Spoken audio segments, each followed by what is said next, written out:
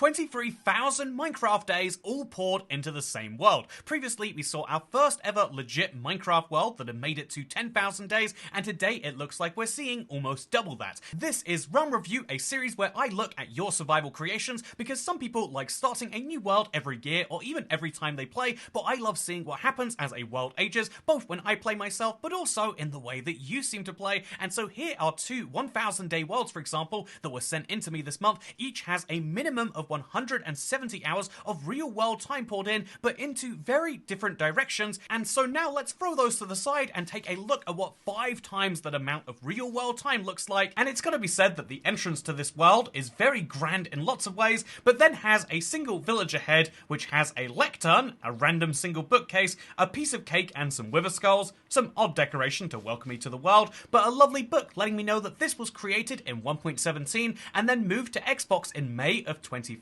It's very rare you hear about people moving that way around, huh? Anyway, over the years they have moved around and they've got some fun locations they'd recommend I go to, so let's make sure we check out their small base, their mountain base, and their never access to all other areas. Sounds good to me. Yet, Snowing Druid 185 has a real addiction to building villager statues, and apparently allays as well. Which, you know, I can't fault, but let's go see what the very first build, once you spawn into the world, looks like. Why are there so many of these? And it's gonna be a partially submerged black stone temple. It might be deep slate, actually. I should be able to tell those blocks apart. I'm guessing it's deep slate based on the 1.17, and oh, this is such a cool thing to do with a temple like this. And yeah, they managed to find their rarest ore, although they got it before it was rare. It was nice of them to admit that, as well as some of their other rare items they've collected.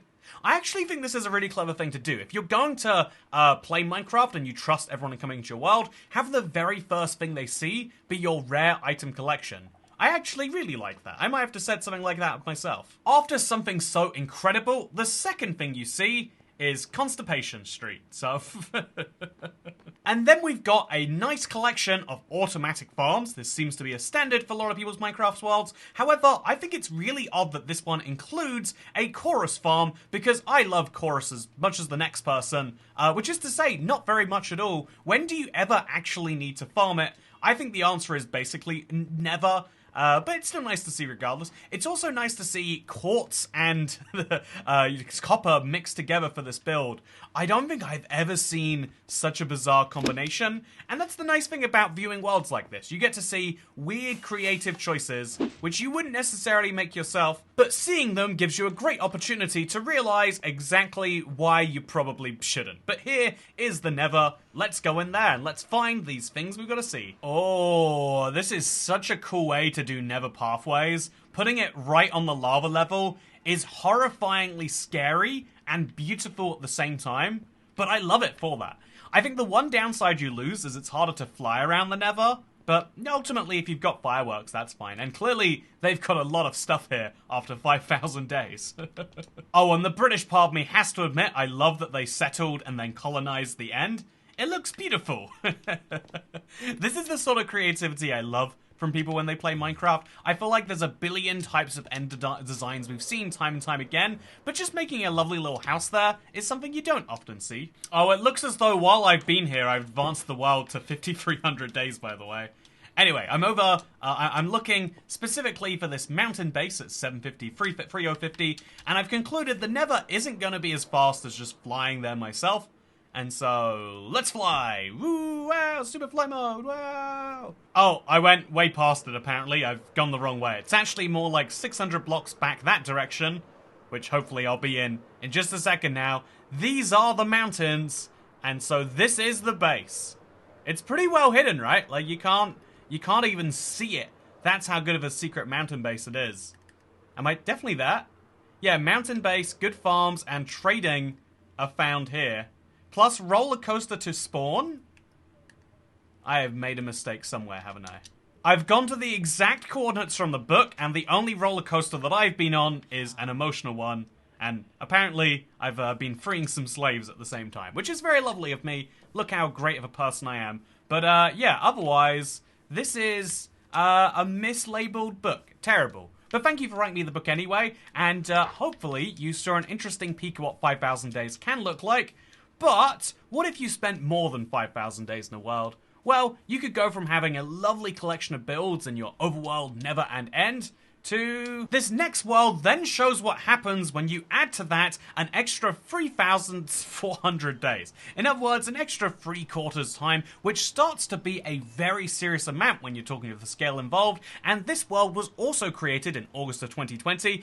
This was mostly single player, but they admit there have been some others invited. And yeah, they've got some illegal items I've got to look out for. They've got illegal horses with the super fast bug. And also it's worth keeping in mind that all of this was created in just 4 years, which is really quite nutty when you think about it, right? Anyway, I'm going to use these compasses after I put on this. And then I'm going to give back my starter map as, you know, a thank you. Basically the same as all of this netherite gear we've gotten.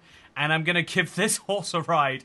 I never used the super speed horse bug myself. I assumed it would be fixed, and I'm not the biggest fan of using things which are like very, very obvious. Also, wow, free hugs. I would love some. Obviously glitches, but this is a good way to see a Minecraft world if nothing else. So let's go looking around it, shall we? Oh, this is nuts. This is just like the super speed flying, but in real time. My first priority is to find a bed. Rain lowers your render distance greatly, and oh my god, you can't. This is so big, it's not even a Minecraft house at some point. But let's go sleep with these 2 villagers. Because rain lowers your render distance, and I want to see this world in all its beauty. And I mean, I'd say I'd start with this lovely Colosseum build, which by the way clearly took such an inordinate amount of time that honestly it starts to get crazy again. Like when I'm building in bulk, I love having at least a somewhat repetitive pattern. When you're trying to work with something like this, you've got to be constantly altering it to get the perfect circle, and or you know, whatever shape a Colosseum actually is. It's not quite elliptoid, I guess. And it's just nutty doing something this big and putting it next to your spawn, and then not really using it for anything because all of these are pointing to different places. So let's go to the starter house first, I guess. I wonder what it's going to be. Is this going to be the starter house?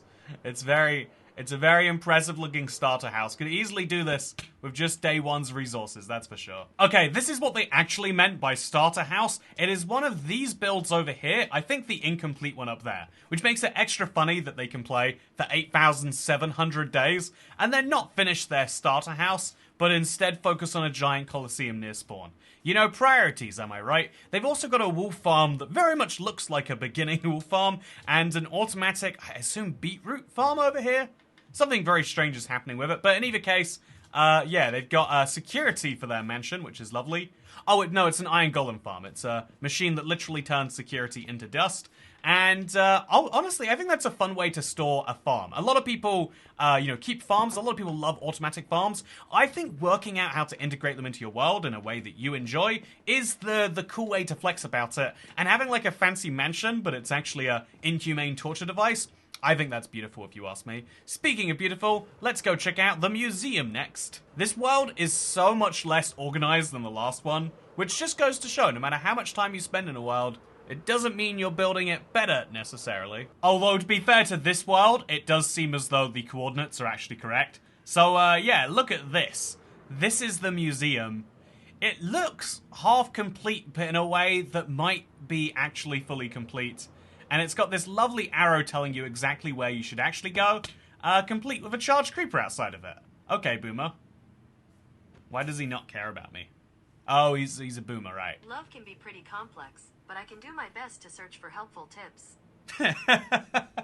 Google decided to hear why does he not care about me, and tell me that, by the way. Okay, welcome to the illegal museum. Again, once you get to this many days played in Minecraft, you've got to find your own entertainment, and that means making lava portals, water portals, a classic Aether portal. Oh, this is fun. I'm actually curious how you would get water to flow into one of these like this, but yeah, it's nice regardless. We've got some Illager banner holding, wow, weird mobs over here. And what else do we have in this museum? A single block of... Okay, so they've been collecting weird items for a while, it seems. What is happening here? I want to know. How do they have invisible water? How did they get Bedrock? I mean, I know we're playing that version of the game, but there's still something weird going on there. Yeah, there's something weird going on in all of this place. And I just can't tell you precisely what that is. But I can tell you... Wait, is this just a regular geode? It is. It seems huge, but... This world has a lot of odd parts of it. Okay, let's leave behind this museum And let's check out the final point of interest we haven't seen, Oceania. Is that meant to be like Oceania, like the continent? Or is this, you know, we'll see when we get there, I guess. Let's fly. Oh, wow. Wow. I'm guessing it's an ocean monument farming thingy-majiggy. But, wow. Is it where they go to learn about redstone? Or is this redstone part of some... Oh, it's a farm that uses redstone. Very intriguing. Very cool build. I know this is going to be a weird thing to say, but it is at this point that I need to just make a point that this is kind of the proof that just more days in Minecraft isn't necessarily better. You can use those days to do some insane things, but even though I think the individual builds in this world are way more impressive, I do think the world as a whole has some real cohesion problems, which means that weirdly you could get more done in 1,000 or 5,000 days than in 8,000 if you aim to do this. But in some ways, this person looks at the other worlds and say, wow, they haven't even started their illegal block museum? And such is the beauty of Minecraft, I guess. Like, the previous world really had one of the craziest nevers and ends I've ever seen, whereas this never is entirely functional. And I think that is a very big difference in how you can choose to play Minecraft. Is it a series of objectives that you accomplish one by one, or is it a plan to make something much bigger? There's no actually right or wrong answer.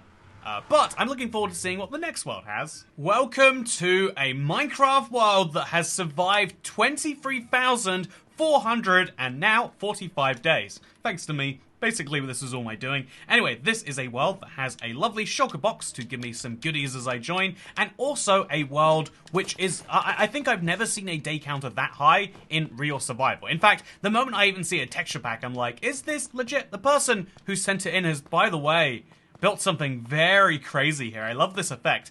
It looks like it's a giant amethyst geode, but it's actually just a bunch of amethyst blocks, which leads us into the main hub of the world where we can enjoy what has been built here. There is nothing in the end yet, but the Nether connects the... How can there be nothing in the end yet? This world has been going for more days than quite a few humans live in real life. If you work it out in real hours, it's something like 7,000 to 20,000 hours. The amount of time you've spent in here is so ridiculous to say there's nothing in the end yet. What do you mean by that? I'm sorry, I can't look at a thing like...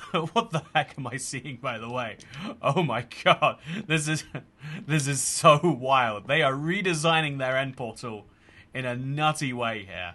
But let's go into the end, let's see what's happening there. I'm gonna be honest, their end looks like an anarchy server, although I can actually say that judging by these towers, this is an issue my Minecraft world had originally, they probably converted it from console to Bedrock, because that's how you end up with two sets of towers. The console towers and the Bedrock towers didn't align, and so both just generated next to each other if you respawn the Ender Dragon, which I'm guessing you would do at some point in 23,000 days.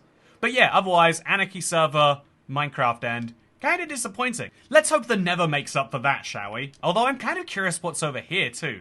They just pointed me to the Nether and the end, but there's also nothing down that way. It's for players who start far away. Okay, let's go to the Nether next. Almost everything is still a work in progress. Spoken like a true Minecraft player, you get 7 hours and hours in and then you say, but there's still so much to do, because the beauty of this game is you'll never finish playing it. I often respond when people ask, like, oh, Toycat, if you could take 3 things to a desert island, would one of them be Minecraft? The answer is always yes, because unlike everything else in the world, where you'll eventually finish that book, or that movie, or that DVD, or CD, or whatever, Minecraft is a game that you will play forever, and you will still have new goals. I might go crazy not showing them to anyone, but like, why would you want to build a giant ocean monument looking thing in your Nether? The answer is you get bored one day and you think it would be nice, and so you can just choose to do it if you want to. By the way, this texture pack, I think it might be the natural texture pack, but it looks a little bit more intense than even that. Very, very wild to play this many days in the texture pack.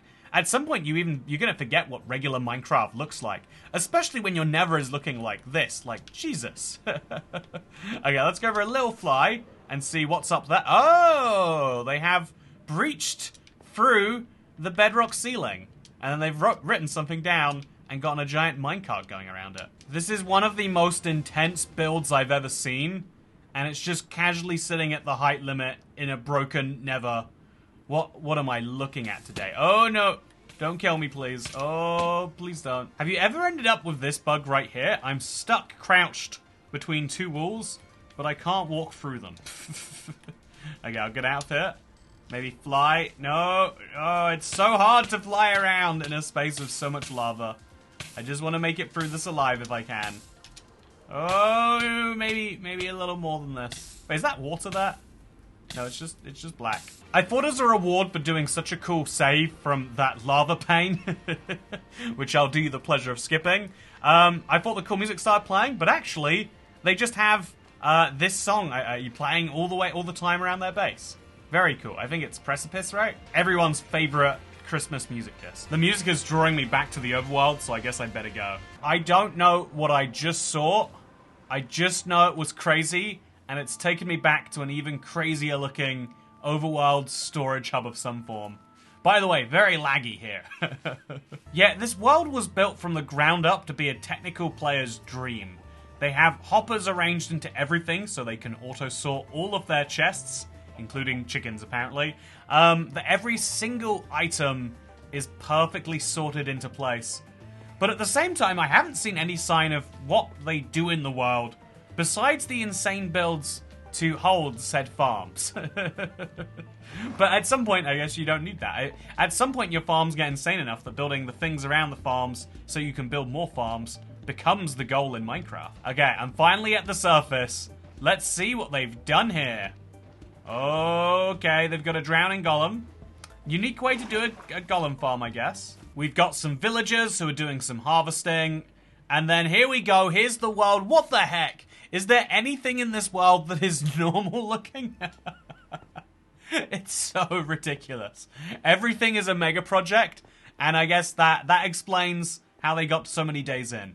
Why do you need a mega beacon just for this glass house that happens to contain villagers? It is so intense and over the top. But, yeah, let's see what happens when we leave this place. I think that's just a farm over there. How do I... Okay, let's fly up to the sky, maybe. And see what's up there. Maybe it explains it all. Okay, there's a way out. If we just use this little gap, I'm free! And then there's more insane stuff up here. Wow. This world is so vertical, but I finally made it to the top. Oh yeah, look at this. Isn't this something? So they built every single biome up here in very narrow slivers. And that's kind of cool, I guess. But again, I feel like it's the... Maybe this was done before it was overly popularized, but I feel like I've seen that enough times. What I haven't seen enough times is whatever this is. It looks like an armor for princess. Oh, I'm right. Oh, the armor of an anime princess. Maybe not so right. I think she's undoing the front of her... You know, anyway, the important thing here is that she is having a good time in this world, I hope.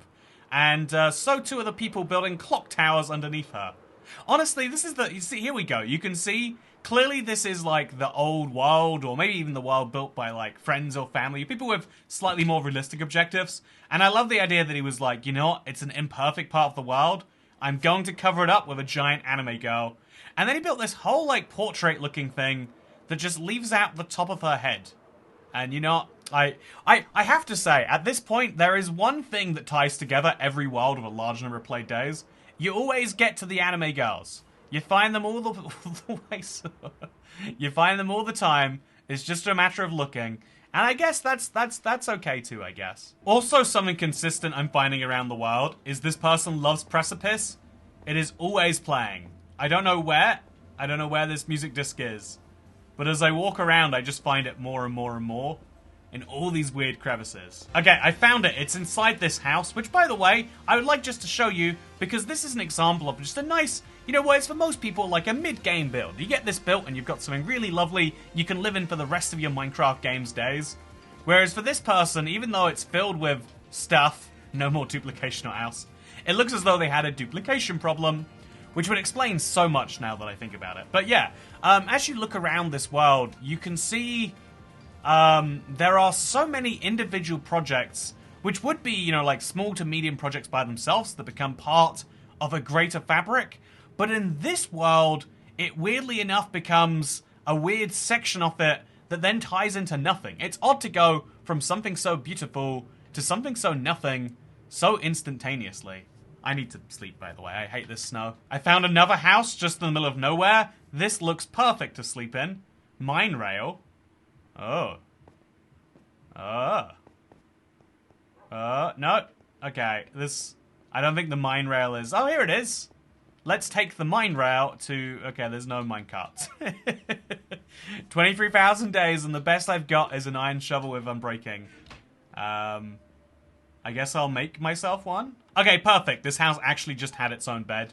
Should have just guessed that that would be true. It even has an adorable... That's very strange. Even has an adorable dog watching me the entire time as well. It's funny how even the most normal parts of this world can be overbuilt and beautiful as heck, and then be surrounded by a lot of nothing for a bit, and then you get to something that's also beautiful and strange, and then you get to something like this that was clearly built so long ago. This looks identical to my first Minecraft house on the Xbox 360, just with a giant lavish interior instead. You don't want to see what my original house looks like, by the way, by comparison. They've got all sorts of beautiful things around here, and it's just like, why is this? Is this for someone who joined the world once, wanted to have their own part of it, and then just left a long time ago? I see fragments of things that leave me with more questions than answers. And I think this is almost why a world needs a bit of lore to help explain what the areas are and why they exist. What is this giant black pyramid for? I bet it's the end, actually. That's my current guess. Or is it just a big pyramid? Let's go in and find out. Oh, I was correct. It's for the end. See, they haven't finished working on the end itself yet, but they have been building a full-scale replica of the console edition end in their overworld. So, you know, it's not that they're not thorough or anything. Also, they've been using a lot of chests worth of endstone, I'm guessing. This world is just so wild that Like, why is there such a giant area destroyed underneath the end? Was this originally a destruction project that they turned into something else? I would love to know the actual answer, because for now it just looks like crazy insanity. They've got 4 massive beacons here, and that's just the start. Oh, there's a whole secret in this mountain. Oh wait, it's not that it hasn't rendered. They're building a mountain around their base.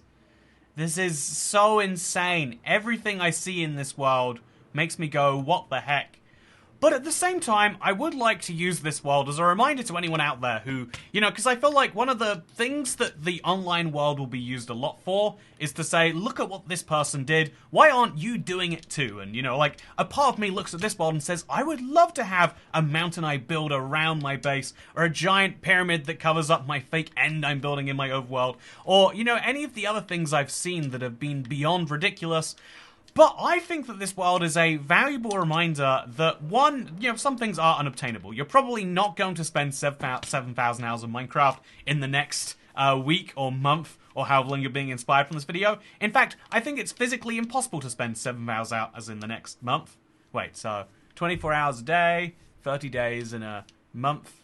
No, you could spend 7,000 hours. Never mind. This is all very much attainable. If you just ignore sleep, if you just ignore your obligations in life and everything else, and you just play Minecraft non-stop for the next 28 days, you could have a world that looked like this. And it would probably explain some of your weirder decisions, such as making random tough pens for certain mobs outside of a very much destroyed-looking piece of terrain. And that is why I wanted to, you know, use the famous phrase that you'll know if you play Bedrock. It's not the size of your salmon that matters, it's how you use it. And ultimately, that is what this world proves. It is huge beyond comprehension and has some of the wildest things I've ever seen in it, but then also has some very oddball pieces that just make me go, maybe this isn't the best world I've ever seen.